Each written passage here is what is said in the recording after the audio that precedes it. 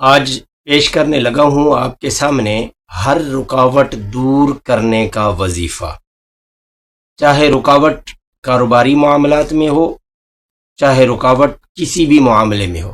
السلام علیکم ورحمۃ اللہ وبرکاتہ۔ آج کے اس مشینی دور کے اندر ہر آدمی کو کہیں نہ کہیں کوئی مشکل درپیش ہوتی ہے، کوئی رکاوٹ درپیش ہوتی ہے۔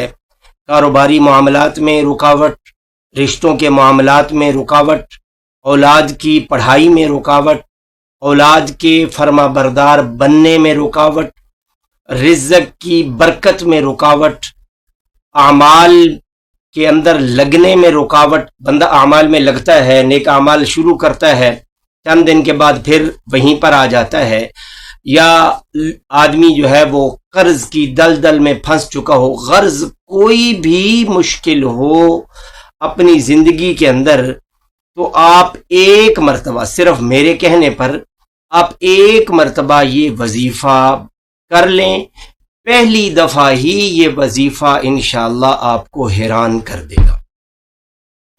اولیاء کا بتایا ہوا وظیفہ ہے، اور اس میں اس وظیفے کے کرنے سے انشاءاللہ ہر مقدمے میں اور ہر مشکل میں آسانی ہوگی، ہر مقدمے میں کامیابی ہوگی انشاءاللہ، جو جائز ہوگا۔ ہاں، یہ بات بھی ضرور ذہن نشین ہونی چاہیے، ناجائز نہیں۔ یعنی کسی کو اللہ نہ کرے آپ قتل کرنا چاہتے ہیں اور اس میں رکاوٹ ہے تو آپ اس کے لیے وظیفہ کریں، نہیں۔ کسی کو آپ پریشان کرنا چاہتے ہیں، رکاوٹ آ رہی ہے، آپ اس کے لیے وظیفہ نہیں۔ آپ کسی مقدمے میں نامزد ہیں اور حقیقتاً آپ نے وہ اس جرم کا ارتکاب کر لیا ہے، تو اس میں یہ وظیفہ نہیں۔ ایسے مقدمات جو آپ کے اوپر جھوٹے بنے، یا اسی طرح رکاوٹیں ایسی ہیں کہ جو جائز مقاصد پورا کرنے میں بھی رکاوٹ ہیں، تو اس کے لیے آپ نے جب چاشت کا وقت ہو جانا ہے، چاشت کا وقت یعنی اشراق کے وقت کے 2 گھنٹے بعد، اندازاً اشراق کا جب وقت ہو جائے اس کے 2 گھنٹے کے بعد آپ نے 4 نفل صلاۃ الحاجت کے پڑھنے ہیں، 2 کر 4 نفل صلاۃ الحاجت کے پڑھنے ہیں۔ اور اس کے اندر آپ نے سورہ کافرون یا سورہ اخلاص ایسے کر لیں، دونوں میں سورۃ اخلاص پڑھ لیں۔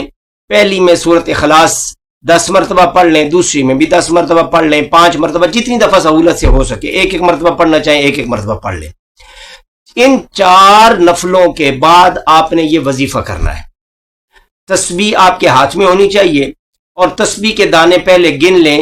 آج کل جو تسبیحاں مارکیٹ میں مل رہی ہیں وہ 99 دانے ہوتے ہیں، اس میں 100 دانے والی تسبیح ہو یا ڈیجیٹل تسبیح ہو تو پھر اور زیادہ بہتر ہے۔ آپ نے یہ اللہ رب العزت کے اسماء گرامی پڑھنے ہیں، یا سبوح، یا قدوس، یا غفور، یا ودود۔ یہ آپ نے 100 مرتبہ پڑھنے۔ ایسا نہیں کرنا کہ 100 مرتبہ پڑھیں، یعنی یا سبوح 100 مرتبہ پڑھیں، پھر یا قدوس 100 مرتبہ پڑھیں، پھر یا غفور 100 مرتبہ پڑھیں، پھر یا ودود 100 مرتبہ پڑھیں، ایسا نہیں۔ بلکہ آپ نے اکٹھا یا سبوح، یا قدوس، یا غفور، یا ودود، ایک تسبیح پڑھ لیں گے 100 مرتبہ ہو جائے گی، تو 7 مرتبہ آپ نے پھر پڑھنی ہے، یہ 107 مرتبہ ہو جائے گی۔ اس کے بعد اب اللہ تعالیٰ سے دعا کر لیں، جس بھی جائز مقصد کے لیے آپ دعا کریں گے انشاءاللہ وہ جائز مقصد پورا ہو جائے گا۔ اور اس میں ایک بات اور کا دھیان رکھیں کہ آپ دعا میں یوں بھی کہہ دیں کہ یا اللہ، پوری دنیا میں جتنے بھی مسلمانوں کے جائز مقاصد رکے ہوئے ہیں، ان سب مقاصد کے اندر یا اللہ ان کو کامیابی نصیب فرما۔